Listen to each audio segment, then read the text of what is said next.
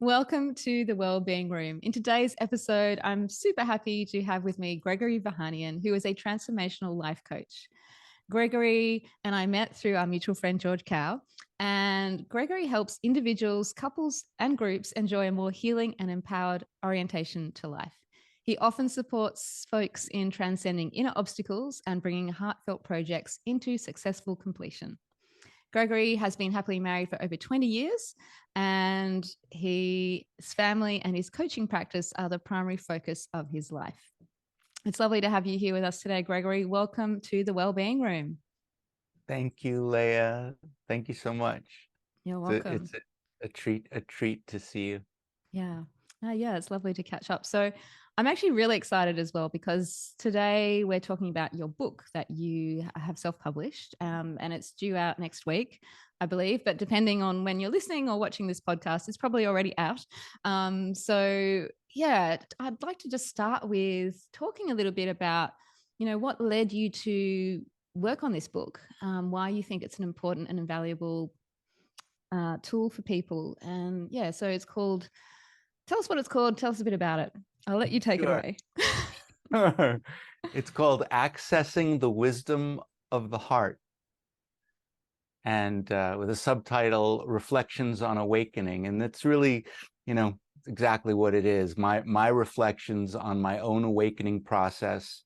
Um, I started therapy 30 years ago, and after about 8 years of therapy, I was found the love of my life, my spiritual partner and wife, Wendy, and we've been together in December, it'll be 25 years. And I really wanted to be the best husband and the best father that I could be. So when we got pregnant, I decided to do a master's degree program in spiritual psychology, not intending to become a coach or a therapist, but because I wanted to clean up residual healing opportunities in my own consciousness from my childhood and learn new communication skills and so on. And so that was over 20 years ago. And in the course of just how things have unfolded, I was called to start working with classmates, coaching spouses and of classmates and so on. And through George, who we met, I was inspired to start documenting in video and in articles different insights and observations that I was having, both around my own challenges, areas of stuckness that I had found ways of navigating, but also working with my individual clients, couples, and also in the group programs that I've designed and facilitated, areas that really seem to serve folks. So the focus of the book is really towards transcending limiting ego patterns that we come up with. It seems that we come up as kids with survival strategies that make a lot of sense to the precious, innocent 5-year-old, the 5-year-old boy or the 5-year-old girl. And then as we get older, those strategies can become sort of ingrained as our default setting, which helped us survive early on. But then as we move into adulthood, don't take into account all kinds of additional information, and also don't take into account this deeper opportunity to access more of who we are as a soul, or what I refer to as the wisdom of our heart. Yeah. That's beautiful. Thank you for sharing that. There's a couple of things that came up for me. Like, firstly, spiritual psychology. It's not something you hear a lot about necessarily. I mean, you obviously do because that's your circle that you're in. But I'm curious how you came to hear about spiritual psychology and what drew you to that. Sure. Well, my wife, uh, my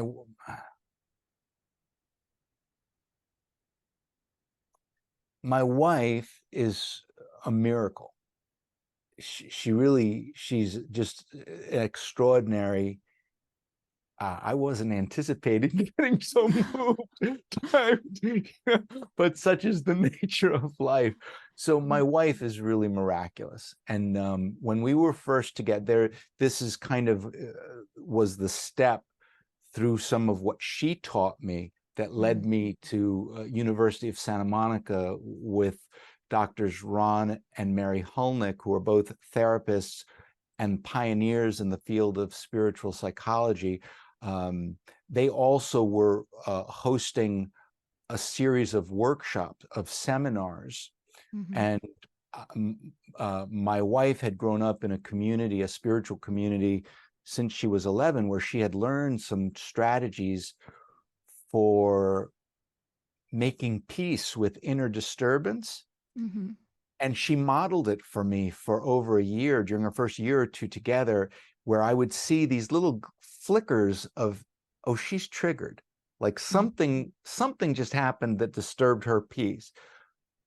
But she didn't, not once in a year and a half, did she act out in a destructive, reactive way that might fan the flames. And I was baffled.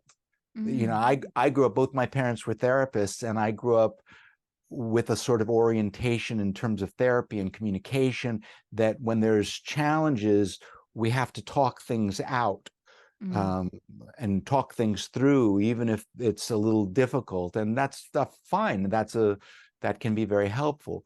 But what my wife began to model for me that inspired me to start studying spiritual psychology was, we might be at dinner and I could see just that little contraction in the eye.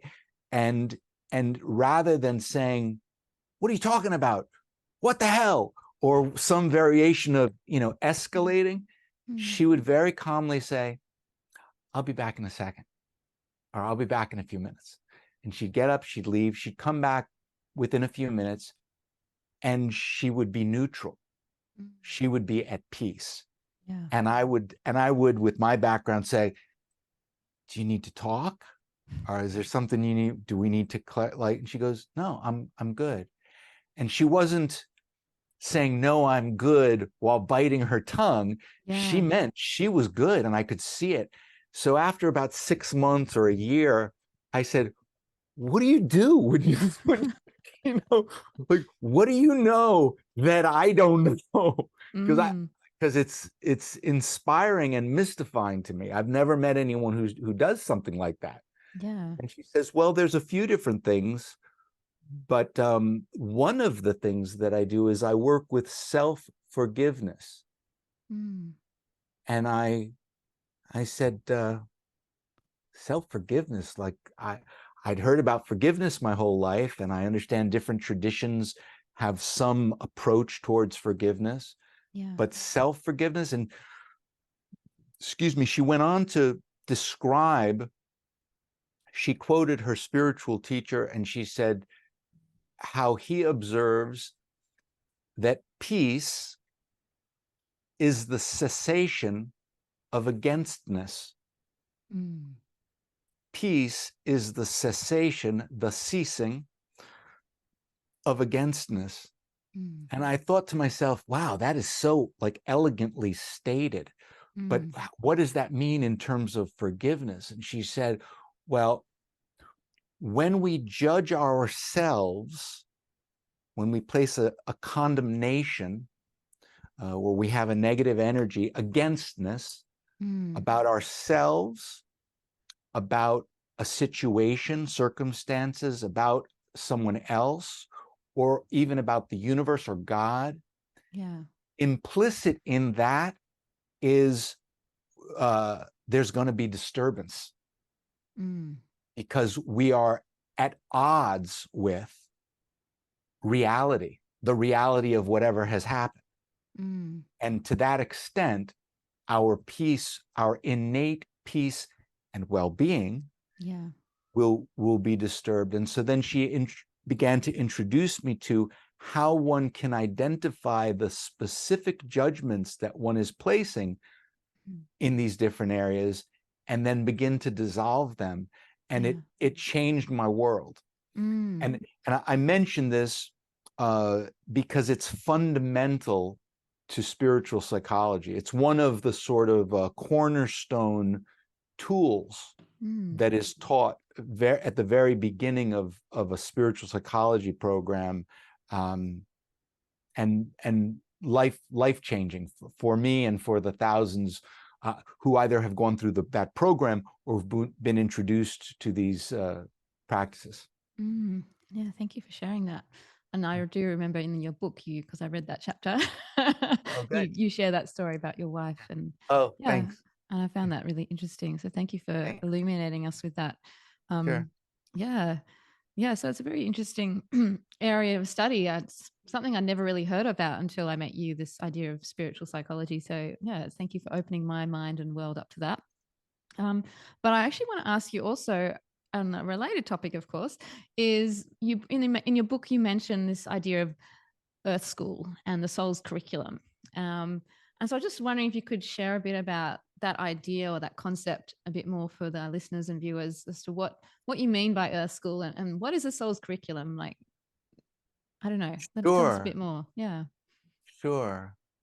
Well, the idea of the soul having a curriculum, um, there's a Pierre, I'm momentarily blanking his full name, but Mm. Chardin, he says, a French philosopher, says that we're not, and I'm going to say it in English. Yeah. Please. He says, I'm sure your French is quite good though. je parle un petit peu de français aussi. Oui, oui. 5 or 6 phrases, but I'll do it in English. Yeah. So he says that something to the effect of, we're not human beings who have a soul, but rather spiritual beings who have a human experience. Mm. And in spiritual psychology, Doctors Ron and Mary Hulnick, the way they frame it is that we are, referencing and acknowledging that quote. They'll frame it as, we are not human beings who have a soul, but rather we are divine spiritual beings that are having, or perhaps more accurately, using a human experience. And Mm. then the question is, for what? Mm. If that's true, if we Mm. just entertain the notion for a moment that this is true, Yeah. and for anybody who may be watching or listening in, I don't presume that anything that I share is true for you. I just, the way that I approach it is like a spiritual scientist. Really, this is an experiment. This seems to work. This seems valuable, and when I check into the wisdom of my heart, Mm. this really resonates as having merit. And then the things that don't seem to resonate, I let them go. I'll entertain them as possibilities, but if they don't really line up, I let them go.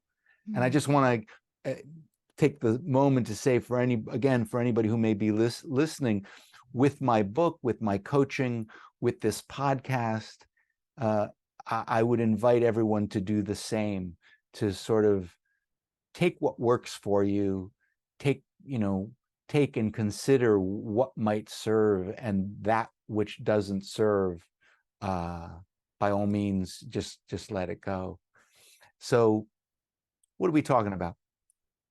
We're talking about Earth School Ah, and Soul's yeah. curriculum. Yeah, yeah, Yeah. yeah. So Earth School. So then the question is, if we're here, if we're divine spiritual beings having or using a human experience, for what?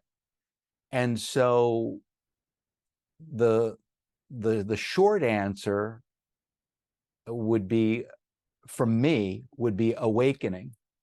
Like that, if we're spiritual beings, what do we do as in the human experience? Well, we experience life, we experience conditions, we experience negativity, we experience things, and the only thing I can figure we come away with at the end of a lifetime, beyond whatever the experiences are, is the degree to which we've awakened to our essential beloved nature. That there is an awakening to, some of us talk about it in terms of God, some of us talk about it in terms of use other languages in different traditions, but fundamentally, as a common thread in all of the major religious or spiritual traditions, is awakening to a loving nature, our loving nature. Yeah, and that to me means, in spiritual psychology, we talk about the authentic self as distinct, with a capital A, as distinct from the self, a capital A and a capital S, as distinct from a small a. The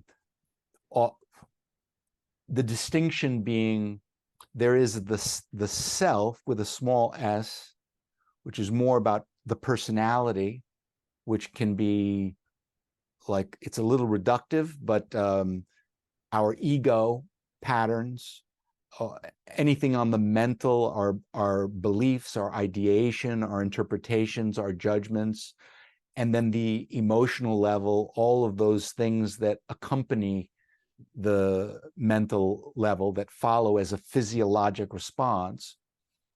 And so that is the ego, primarily the mental and emotional level. Then there's the physical level. And on those three levels, there will always be polarity, meaning there'll always be good and bad, judgments, and judgments as a result, because it's how we operate and relate on those levels. In spiritual psychology, and in my book, and the spirit of what I do, is to invite myself as a ongoing practice to leverage my human experience, including my ego interpretations and so on, to leverage that as a kind of a bridge or onboarding opportunity to actually move into a deeper connection with what is underneath it all, which is the authentic self, or the soul. And on the soul level, or on the authentic self level, there's no polarity. There's no duality. There is no good or bad. It doesn't exist. It wouldn't understand the concept because it doesn't exist there. On that grounded level of unconditional loving, there's really just joy and peace and the delight of the life force being present, light itself, all the good stuff, that in our humanness, many of us, we all have experiences of tapping into that with some measure of frequency or infrequency. What I've found through my studies, and what my intention is with the book, is to support folks in spending more time there. Yeah. No, it's a really good point, actually. I love what you're saying. And it's making me think a lot, how can that exist without polarity? But then I think back to my yoga practice and meditation, and it's how, you get through all these stages to achieve, this peace of mind and this tranquility of spirit. And you're right, it is just this lovely steady stream. It's not, harsh or negative or, extremely amazing. It's like this oneness. It's, I guess, a state of oneness, perhaps, is a way that I would put that. Yeah, I relate to it that way too, very, very much so. And that's a very Buddhist thing, people will playfully, or either mockingly or playfully, depending, it could be friendly or dismissive, but that expression, oh, I'm becoming one with it all. Well, but Yeah. those kind of, things come from something real, Yeah. whether it's intended as a slight or intended as a wonderful thing. But Mm. there is a kind of a transcendent Yeah. sweetness to letting go of all of the againstness. Yeah. And so having a practice of compassionate self-forgiveness, Mm. the confusion, see, the ego's strategy, Yeah. the ego strategy is, I want to stay safe. And so the ego, it's not that the ego is like bad and the authentic self is what it's, no. They're both beautiful. It's Mm. just that the ego has some limitations to in its role. Yeah.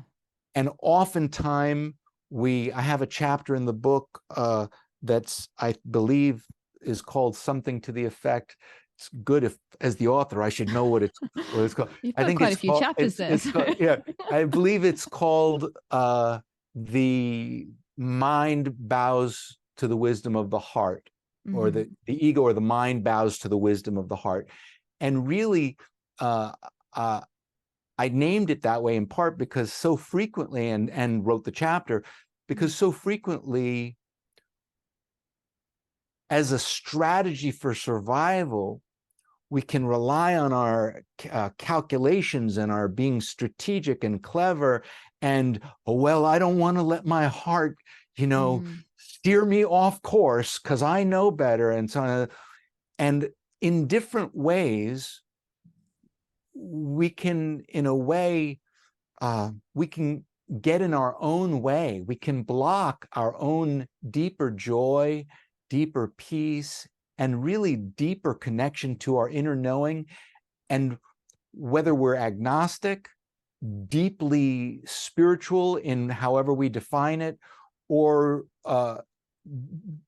as a classmate of mine once referred to other classmates, a bunch of spiritual muffins, who, if we think everybody who thinks that of spirituality is a spiritual muffin, and kind of, is shaking their head at the whole idea of spirituality or God or talking about the universe. Most people, at least in my personal experience, most people, wherever one falls on the spectrum of Mm. interest in spirituality, most people are interested in having a more loving experience in life. Yeah. Most people, strict atheist or full on, are interested in having more loving, more compassion, more connection, Yeah. more of a sense of depth, more of a sense of satisfaction and fulfillment. Mm. And and uh, and what I have found is that if that's what one is interested in, then there are serious limitations to what the ego or the mind can do.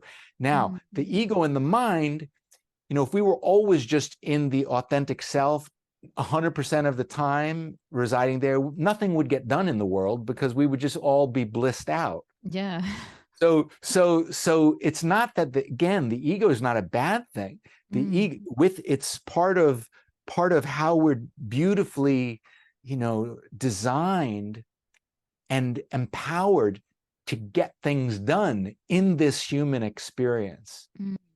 But while we're getting things done, the big question that eventually most of us come around at some point in our life, like, why? Like, what am I doing? Yeah. Yeah. Why am I getting things? And then in one way or another, intuitively, or those of us who are fans and enamored with language go, oh, I'm a human being. Mm. I'm not a human doing, I'm a human being. Yeah. So if I'm a human being, I'm being. and how am I being? Mm. How am I being, like, right now in this moment? Yeah. How am I being with myself? Yeah. How am I being with my spouse? How am I being with doing the dishes? How am Mm. I being with my kids? Um, and so making that shift from our ego or mind leading the way to saying, hey, you're awesome. You served me so well. But one of the things that will tend to happen is where if this hand represents the ego, just for lack of other props in the moment, if this hand represents the ego in the moment, and this is the authentic self, most of us, or many of us, are leading much of the time with our egos, and then enjoying tapping in here less frequently. And what happens in the training in spiritual psychology, part of the benefit of that schooling, and part of the benefit of the work that I'm committed to in my own personal life, in my marriage, in my parenting, in the coaching, whether it's, one-on-one, couples groups, my book, is to support all of us in shifting from leading primarily with our egos, which will tend to lead towards more destructive reactivity, judgment, and againstness, frustration, disappointment, expectations, a sense of, as in contrast to what you talked about and what you referenced as that sense of being at one with everything. Yeah. It will tend to generate more experiences. Our ego will generate more experiences of separation, of anxiety, of isolation, as distinct from spending more time in the yumminess here, which invites us to shift. And over time, with practice, that heart-centered, authentic, self-led life, or spirit-led life, is leading the way. And then we're leveraging all of the great attributes that accompany a healthy ego. Yeah, that's beautiful. I love that. There's so many things are popping in my head as you're explaining these things, and it's like, I just want to ask you like 100 more questions about it. But it's really interesting, because this is all in your book. Like I was like I said, I was reading this book before we spoke, and all these things you talk about are really lovely, put together so well in your book, and you've illustrated with some really lovely stories and experiences that you've had. And so I'm not going to sort of rehash what you've said, because it is in the book, and you've said it so nicely here too. So I just want to touch on a couple more things.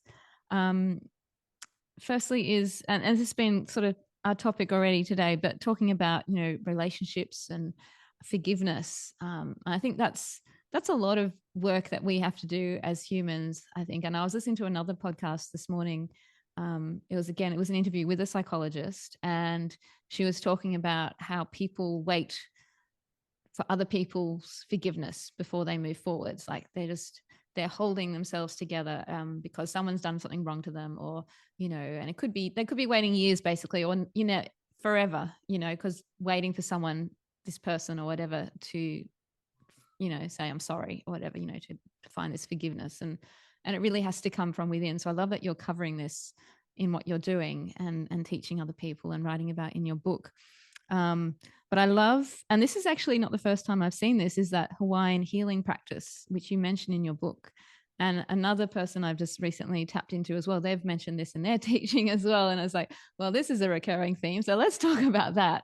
So I love these 4 phrases, and I love how you've illustrated it with endings for them as well. Like there's the 4 key phrases, but then you're also putting it into context, into the situation that you're working with. And I just wonder if you could share a bit about that.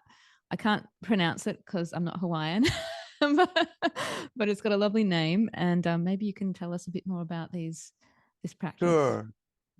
So I just want to say that I have a Hawaiian friend who is a healer. And I've shared, I want to just acknowledge this, and I've shared, so I believe it's Ho'oponopono. That look right? Yeah.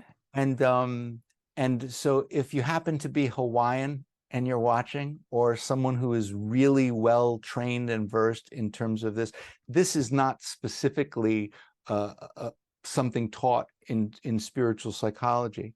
But my book isn't, as much as I've talked about spiritual psychology, and the book wouldn't exist, and I wouldn't be where I am in my consciousness and life without it. But the book really incorporates influences from different folks. I would say the main body of it, and all of it is informed by my spiritual psychology education. But this is something, one of the things that I've just learned along the way. My friend, who is a Hawaiian healer, when I shared with him my understanding of it, he kind of shook his head regarding that my understanding was very limited. So I want to acknowledge that. That said, I wouldn't let a little thing like someone else's opinion about my own limitations stop me from sharing what I know in my heart I have found really valuable. So this may be like the fingernail on the whole body of what Ho'oponopono actually is. But this practice, as I've come to enjoy it, is a really lovely way of practicing forgiveness. As much as I believe in what I shared earlier about compassionate self-forgiveness, and I think it's fundamental, what words we use or what form we use, to me, are really incidental. There are forms that can help facilitate bringing about self-forgiveness. But ultimately, to me, and dissolving the againstness that I referenced before, at the same time, ultimately, any way that we can open ourselves, avail ourselves to bringing in, to meeting our parts, our tender parts, our parts that are disturbed, those who we may be in relationship on the outer, we're experiencing the relationship on the inner. Relationships are all taking place inside of us. We just participate on the outside. But it's one of the reasons why, even after a divorce or a breakup, separation, or after someone actually physically transitions, the relationship still exists. And the beauty of, part of what's confounding to us on an ego level is, what do? I can't call my mom. You know, I can't get on the phone like I would normally do, or I can't FaceTime with my honey, or whatever, if we've if whatever the thing might be. Part of what I love about the whole Ho'oponopono practice, and this can apply to any of the things in my book and most healing practices, is they can be, if we take into account that the relationship is really here inside of us, then we can say, I'm sorry. I don't know about you, my beloved friend Leah. I don't know about you, but for me, when I simply say, I'm sorry, I drop into my heart. Something shifts. I can't be in my ego protecting my safety and simultaneously in sincerity say, I'm sorry. If I say I'm sorry, my ego defenses dissolve and I begin to drop into my heart. So I can, in the privacy of my home, if I'm feeling anxious or disturbed or feeling there's something unresolved in my relationship with my mother, who actually physically transitioned over 20 years ago, or someone else, someone living, somebody perhaps that I'm even participating with, but I'm sensing there's something off. Yeah. One of the things I can begin to do is this practice of I'm sorry. And there's one way to do it, as I describe in the book, is without filling in any blanks, just simply I'm sorry, which then I'm evoking or invoking the presence. I'm thinking of that person, and I'm saying, I'm holding them like a hologram or as an image or a sense of them in my consciousness. I'm sorry. Please forgive me. I love you. Thank you. And I take my time, and you can experiment with the order of that, but I take my time with that.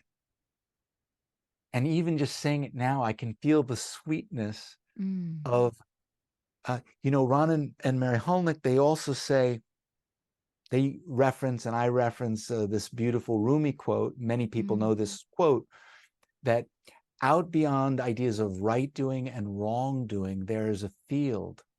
I'll meet you there. So my book's intention is to invite people to come out of the ego identification of right doing and wrong doing, and spend more time in the field, field of here. Another Rumi beautiful quote is something to the effect of, and I'll do it in English rather than the original Farsi.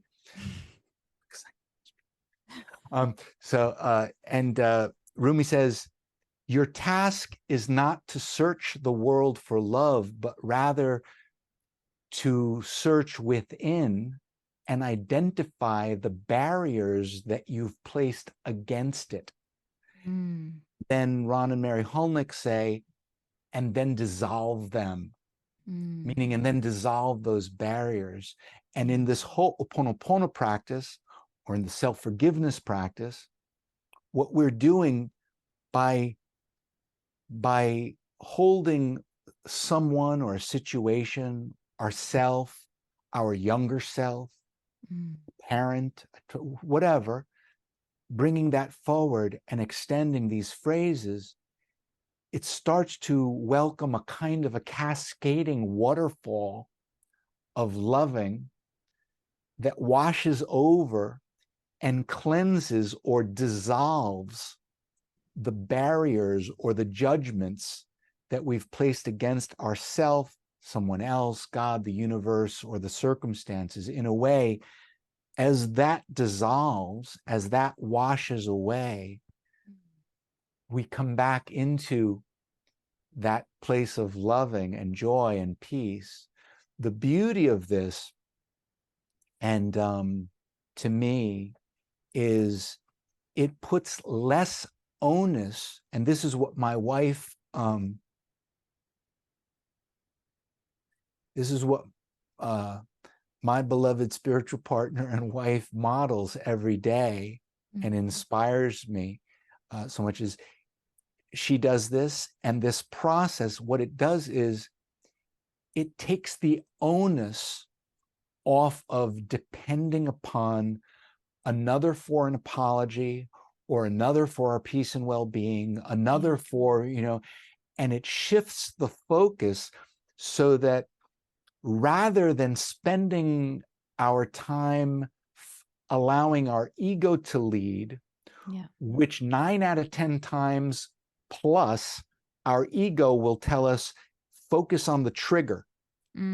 Focus on the trigger. If we can manage the trigger, if we can get that other person to behave the way they're supposed to behave, the way they should behave, then we won't get upset. They're causing our upset. Yeah. But this orientation is no. When I'm triggered and I'm tempted to move into reactivity, to upset, to disturbance, rather than something being off, maybe it's the universe's offering of a gift for me to unwrap, a gift of healing and empowerment, a gift of awakening and expansion of my capacity to be at peace in the world, with, as distinct from counting on the world to provide the peace, count on the world to provide negativity in the sense of being a classroom that's going to trigger my humanness. But Yeah. that's not the stopping destination. If we're here for the learning and the awakening, then every upset is an opportunity to go, oh, let me unwrap that. Let me look under the hood and see where I can extend more empathy to those parts of myself, so that I can just continue to leverage everything as an opportunity for upliftment and advancement and growth and awakening to more of the loving and the joy that reside when I'm most, residing here. Wow. Yeah. I don't know what to say. Yeah, I totally get that. It's beautiful. I think your whole book is amazing. I think you're amazing. I think you're an amazing teacher. I love how, yeah, you can just so eloquently state these things. Obviously, you're a living, breathing example of this practice, or these many practices, and it is a practice, isn't it, that we have to, yeah, we have to wake up and accept the responsibility that it is us that is triggered, or we have to do the self-forgiveness, or there's all these different elements. That's, we can't expect other people. I mean, I lived for a long time blaming other people for the things that weren't going well in my life. If only this person did that, or if only that person did this, um and then waking up and realizing, well, I've actually got the power to change that. If I want to change it, I can change it. um and I really feel that's what you're saying today, is that, yeah, it's really the individuals, if we can let go of the ego being at the forefront and actually sink into this heart space and connect to that inner self, then we can navigate our way through. And you're providing these, your experiences and your tools that you use for this process. So thank you. Yeah, thank you. And the last thing I'd like to just add, as you, and I appreciate what you're saying and reflecting, is like, let's be clear, it takes courage. This Mm, is this is, we're having fun talking about it, and it's my favorite subject. yeah. Uh, uh, and um, there's a reason why our ego developed the coping strategies that it came up with. Mm, It was a loving intention. mm, The coping strategies we came up with at 5, when we perhaps weren't met in the loving, soft, cushy way that we had hoped in a given exchange, and we concluded that this particular expression isn't acceptable, I better behave or wear a different mask, and mm, not reveal all of who I am, or whatever that coping strategy came out of a loving intention to serve us. Because there is, as there is a tender part that's being protected, a mm. tender part that's holding on to an owie that's being protected. So I just want to acknowledge, like, for anyone who hears this, and whether you read my book, which I hope you'll read my book, I hope you'll enjoy my book and find value, including the processes that follow each chapter or accompany each chapter. The whole book is really an invitation for the reader to access more of the wisdom of their own heart. And independent of whether one reads my book or, but is anybody I would imagine who's watching this podcast and who's doing any related work around this subject, I just really honor you. I honor you, Leah, and I honor anybody watching, or any and all of us who participate in this kind of work, because it takes tremendous courage to be willing to drop down underneath the protective veneer or strategies, because it often includes being willing to then grieve and allow for the tenderness, the vulnerability, the owie to be processed or digested so that we move. And when I practice self-forgiveness, it isn't always this way, but it is not infrequent at all that in that process is accompanied by significant tears of a letting go. But I'm so grateful that I know, and that my wife and my children know, that at the end of that, I'm born anew with a considerable neutrality, joy, peace, so just really honoring for the courage involved in any kind of awakening process. Yeah. Yeah. Thank you for acknowledging that.